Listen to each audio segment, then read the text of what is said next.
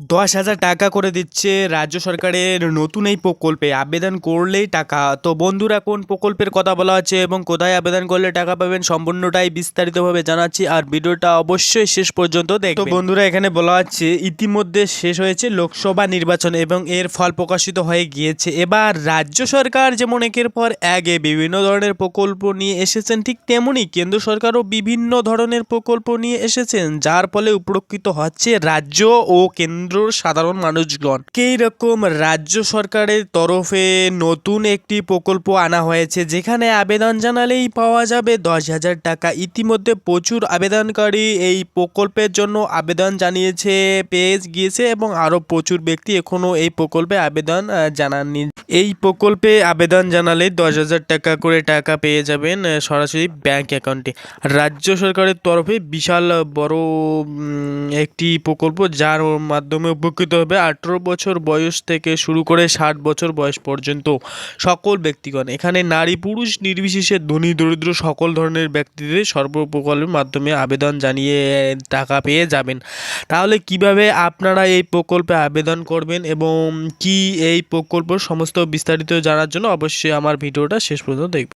তো বন্ধুরা, এখানে বলা হচ্ছে কৃষক দরিদ্র থেকে শুরু করে সর্বশ্রেণীর মানুষজন এই প্রকল্পে আবেদন জানিয়ে টাকা পাওয়ার সুযোগ পেয়ে যাবেন। এখানে রাজ্য সরকারের তরফ থেকে যেমন বিভিন্ন ধরনের প্রকল্প নিয়ে আসা হয়েছে, এই প্রকল্প ঠিক তেমনই। এখানে আরও বলা হচ্ছে যে ভারতবর্ষের অংশ হলো কৃষি নির্ভর জমি এবং ভারতে 70% মানুষজন কৃষি নির্ভর। বিশেষ করে দরিদ্র মানুষের কথা চিন্তা ভাবনা করে রাজ্য সরকারের নতুন এই প্রকল্প। তবে নতুন করে এখানে যে প্রকল্পের টাকা দেওয়া হবে সেখানে ধনী দরিদ্র দেখা হয়নি, প্রত্যেকেই 10,000 করে টাকা দেওয়ার পরিকল্পনা শুরু করা হয়েছে। মুখ্যমন্ত্রী মমতা বন্দ্যোপাধ্যায়ের উদ্যোগে চালু হওয়া নতুন এই প্রকল্প জনসাধারণের মুখে হাসি ফুটিয়েছে। এখানে নারী পুরুষ দেখা হয়নি, সর্বমুখে এই প্রকল্পের মাধ্যমে টাকা দেওয়ার পরিকল্পনা শুরু করা হয়েছে।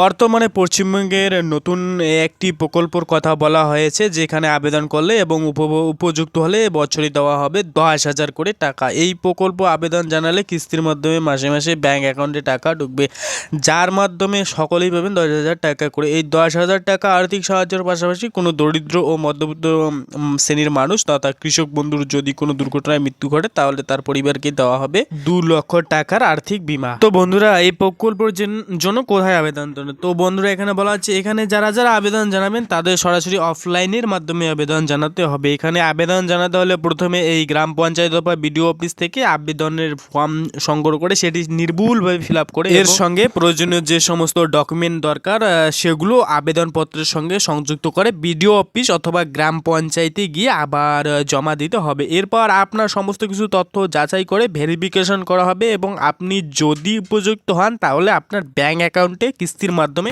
টাকা ঢুকে যাবে।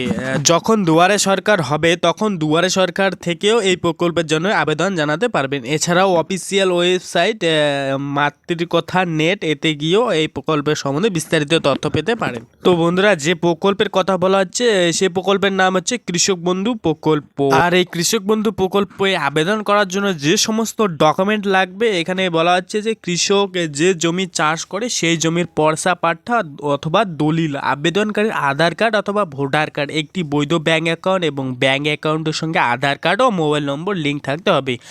পঞ্চায়েত প্রধানের ওয়াসি সার্টিফিকেট লাগবে, জমির কাগজ লাগবে।